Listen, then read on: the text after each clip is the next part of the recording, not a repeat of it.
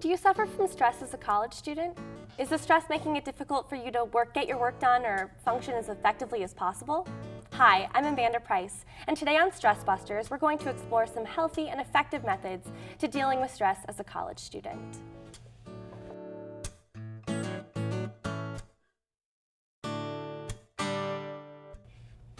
Everyone knows that meditation is the best ways to deal with stress. However, not everyone can grasp the technicalities on their own. Thankfully, here on campus, we have the Hofstra Buddhism Club to demonstrate.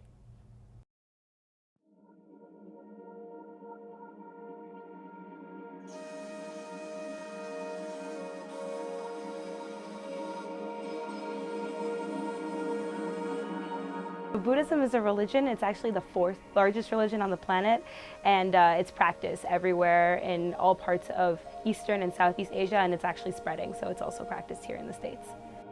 Meditation is the practice of taking a step back and being mindful and sitting with your body and kind of bringing yourself back to your body, which we often forget to do. It's such a hectic life, especially as a college student. So we emphasize meditation. We do a lot of meditation practices. We even chant. And that's really just meant to reinforce some of the concepts we go over and meant to reinforce the idea of mindfulness and peace. That's really important. And we, as a club, do a lot of meditation. So we actually go outside and meditate. We do sometimes walking meditations around campus. And it's really meant to bring your mind back to your body, because those two often find themselves in very separate places. It's a kind of practice and religion that is open to everybody, and everybody has a way of practicing. And I think that's something that's really cool about it, is there's no cookie-cutter way to be a Buddhist. The Buddhism Club meets once a week. However, if these meetings don't fit your busy schedule, don't stress. Here are some at-home remedies you can do right in your dorm. So what I do to relax my body, since I'm a dance major, and to promote blood flow and lymphatic flow to get rid of the toxins in your body, is an Ayurvedic massage called Abhyanga. I use coconut oil, which is a cooling sort of substance. Start at the edges of your limbs and then massage the oil all the way to the center of your body, and do each limb, your legs, do your feet too. Focus a lot on joints, circling around the joints. Stimulates the fluid systems, which is what's important in healing and stress release. Another way to release stress, to relax yourself, is to read. And as a college student, reading sometimes becomes like a chore, but it's also really a relaxing thing if you do it for reasons other than writing papers. So I find that self-massage with foam rollers and spike balls is super useful, because it stimulates the fluid systems of the body to take away waste products that are sitting in your muscles, and it really just relaxes them. Well, I definitely need to pick up some coconut oil for my back. However, if ointments aren't your thing, the best way to deal with stress is to get a killer workout through yoga. And who better to explain the benefits of yoga than our guest, Lindsay Ryan. So, tell me, Lindsay, how long have you been practicing yoga for? I started practicing yoga when I was about 12 years old. I got into it after one of my gymnastics instructors advised me to get into yoga when I hurt my back. Oh, really? I'm sorry to hear that. What would you say the greatest benefits of yoga are? Well, yoga is great for your overall health, both mentally and physically. Physically, practicing yoga can improve your posture, your muscle strength, and your flexibility, whereas mentally, practicing yoga can help you focus, it can help you sleep deeper, and improve your overall self-esteem. Well, I didn't realize there were that many benefits. Now, tell me, do you have to be flexible to practice yoga? No, so that is a huge urban myth. You do not need to be flexible to practice yoga.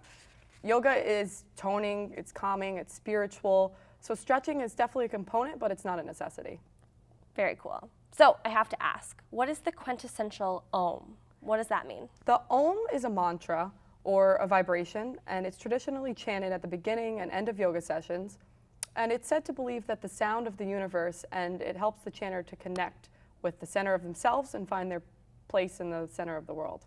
Very cool. Now, how often do you need to practice yoga to experience some of the benefits that you mentioned earlier? I would say definitely try to do yoga at least once a week if you can. You could sign up for classes, practice on your own, or grab some friends. You could do as much or as little as you like, because yoga focuses on your individual needs and experiences. So here are some simple exercises that you could do at any time. Awesome. First, we're going to take a look at the simple pose, the Adho Mukha Swastanasa. Begin on your hands and knees. Align your wrists directly underneath your shoulders and your knees directly under your hips. Exhale as you tuck your toes and lift your knees off the floor. Relax your pelvis up towards the ceiling and gently begin to straighten your legs.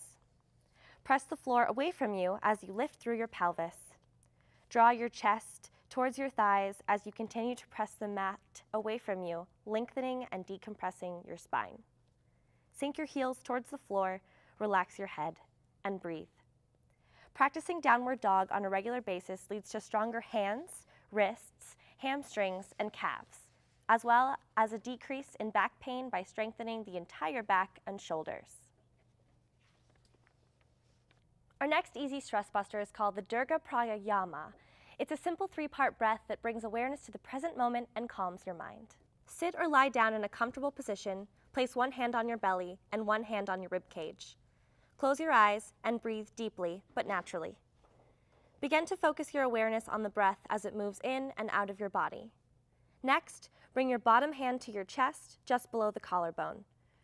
Breathe in all the way in this area and allow your chest to rise slightly, then exhale and let it go. As you inhale, feel your belly lift, ribs expand, and chest lift. On your exhalations, notice how your chest drops, ribs contracts, and belly lowers. Release your arms and focus your mind on your breath for 5 to 10 minutes, inhaling and exhaling fully. The benefits of the Dirga Pranayama include reducing stress and anxiety, increasing oxygen supply to the blood, releasing muscular tension, and promoting full and complete breathing.